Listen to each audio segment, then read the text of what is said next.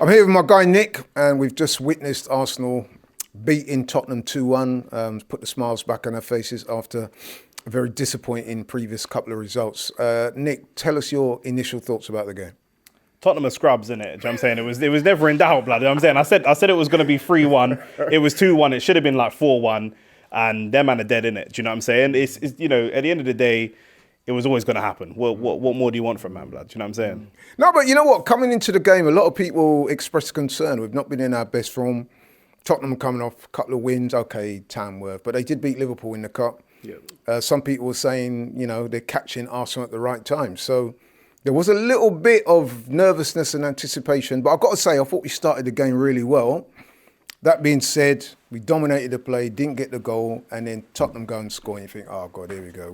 How did you feel when you saw Tottenham score first tonight? I did think that we'd come back. You know, I think James said it on the stream. It felt very different, the way that we played, very, very different to Newcastle. A little bit different to Man United. I think Newcastle was probably the worst game we played. Man United, I think we deserved to win, and they got a little bit lucky, and the longer the game went on, you felt like, you know, it's going to drift away from Arsenal. And like James said, we didn't really create too many clean-cut chances. Against Tottenham today, we were quite dominant. This is the first game, I would say. Other games, we've dominated possession, but we didn't dominate the game. This game, I felt like we really dominated the game. So there were chances coming in from all different types of places. Like James said, it came in from crosses, from set pieces, came from open play. I think Trossard just couldn't get a clean connection. I've been looking back at the highlights, and there were 3, 4, 5 chances where he just can't get a clean connection on the ball. And if he can, we know that he's one of the more devastating finishers at the club. He got one clean connection and it was a goal. Do you know what I mean? So we've got to take our chances. As we all know, that's the big problem. Do you know what I'm saying? It's not... scoring goals is the hardest thing in football, but it's not the defending which is the problem, which you normally associate with Arsenal. It's not the weak or meek midfield. You know, we've got a big, tough, robust midfield. It's just the goal scoring, which is not normally what you expect from us. So you should be able to take some confidence that it's going to turn in our favour, because that's normally what we're good at. Yeah, you're right. I mean, if you look at the statistics, that's what I'm going to say. From the Man United game on Sunday to the game today, we actually created a lot more chances against Man United. Yep. I think we've created 26 chances against Man United, 14 today. But I think the difference is, and you hinted at it, and you're absolutely right, there seem to be clearer cut chances today that we just didn't take. Yeah, I mean, against Man United, you know, we gave Ødegaard the ball, we crossed the ball over and over and over again. Jorginho balls over the top. It was very speculative. Today, Havertz wasn't really in the game, but you know, against Man United, all we tried to do is keep finding him over and over and over again. We tried to kind of force the ball to him, like he's the only person that could score. And today, the game did sort of pass him by in moments, which is to the detriment of his own confidence, but you know, is positive for the team, because we are a team that, when we're at our best, one of the things I like about our team, even in the last couple of seasons, goals are distributed across all departments. You know, Jesus had a run of form last season. Havertz had 12 goals. There's not a 25, 30 goal a year striker in that team. But then you've got Saka, you've got Ødegaard when he can score. Partey can score the odd goal. Trossard and Martinelli can both score goals. So the goals are distributed across the team. We're not really going into any games looking at Havertz thinking, you know, this is the guy that's going to get us a goal, you know, like we would with Saka. Week in, week out, we say Saka's going to get us a goal. We don't rely on Havertz in that way. And so today, the chances, there were less chances, but like you say, much more clean-cut chances. And I think that, you know, Havertz didn't cover himself in glory, but neither did Trossard at times, neither did Martinelli. Sterling had bits and pieces. You know, everybody seems low on confidence. So winning the derby can only lift you. Yep, you're right. But one player that did cover himself in glory and was confident right throughout the game, I'm sure you agree with me, Gabriel Magalhaes, outstanding performance today. I'd say that entire back five, to be fair. You know, David Raya conceded a goal, but it was from a deflection. A little bit lucky, but these things happen. It wasn't at fault. He had a really good game other than that. I thought Timber was really driving down, overlapping, driving down that right-hand side, quite creative. Saliba at times, you know, keeping us on our toes with that composure and breaking the Tottenham press.